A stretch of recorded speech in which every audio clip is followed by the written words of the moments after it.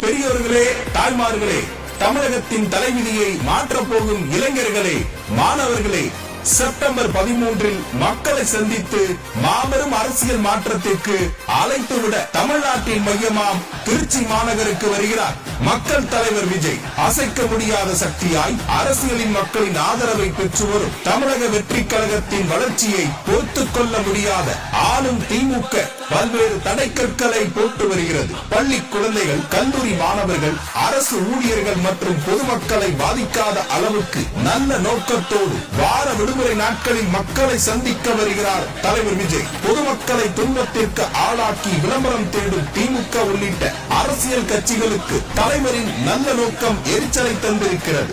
அத்தனையும் தகர்த்தெறிந்து தலைவர் விஜய் ஏற்படுத்த போகும் ஆட்சி மாற்றத்திற்கு ஆதரவு தர தமிழ்நாட்டு மக்களை அன்புடன் அழைக்கிறது தாவேக. அலைகடல் என திரண்டு வாரி ஆட்சி மாற்றத்தை தாரி